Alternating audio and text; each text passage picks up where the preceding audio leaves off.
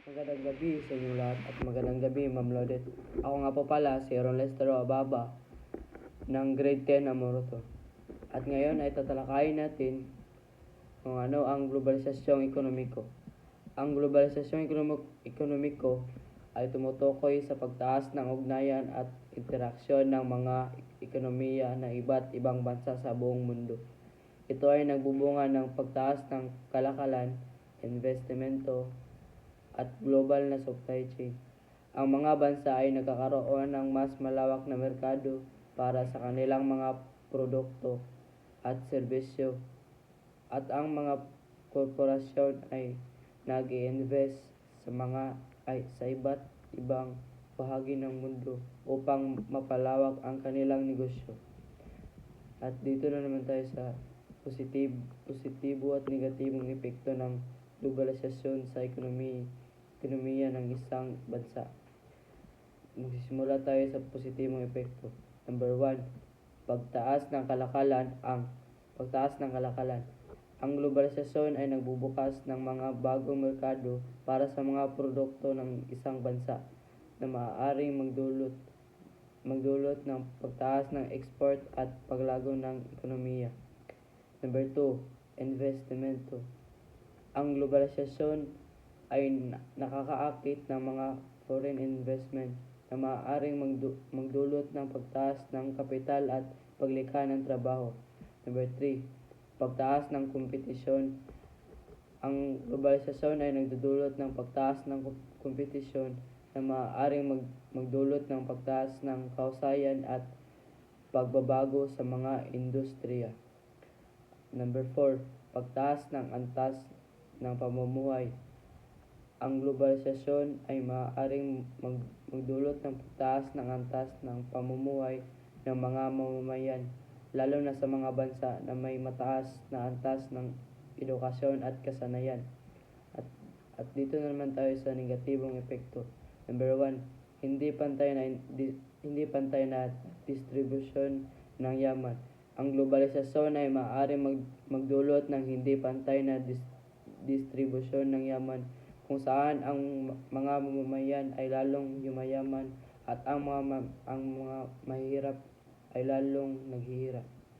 Number 2, pagkawala ng trabaho. Ang globalisasyon ay maaaring magdulot ng pagkawala ng trabaho sa mga industriya na hindi nakakayanan ang kompetisyon mula sa ibang bansa. Number 3, dependency sa ibang bansa. Ang globalisasyon ay maaaring magdulot ng dependency sa ibang bansa para sa mga produkto at serbisyo na maaaring magdulot ng kawalan ng kontrol sa ekonomiya. Number 4, epekto sa kapaligiran. Ang globalisasyon ay maaaring magdulot ng epekto sa kapaligiran, lalo na kung ang mga bansa ay hindi nagpapairal ng mga pulisya para sa proteksyon ng kapaligiran. At dito na naman tayo sa multinational at transnational. Multinational corporation, MNC, isang kumpanya na nag-ooperate sa iba't ibang bansa ngunit may sentralisadong pamamahala sa isang bansa. Ang mga MNC ay naglalagay ng mga subsidiary o branch sa ibang bansa upang ma-expand ng kanilang negosyo. Transnational Corporation, TNC, isang kumpanya na nag-ooperate sa iba't ibang bansa at walang tiyak na lokasyon ng sentralisadong pamamahala.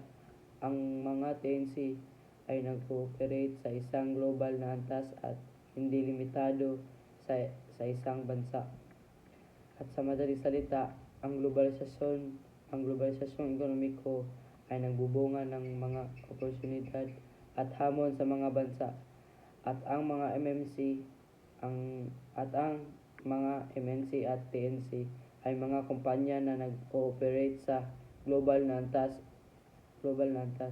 ang mga bansa ay kailangang magkaroon ng mga pulisya at estratehiya upang mapakinabangan ang mga positibong epekto ng globalisasyon at mabawasan ang mga negatibong epekto. At yun lamang po. Maraming salamat.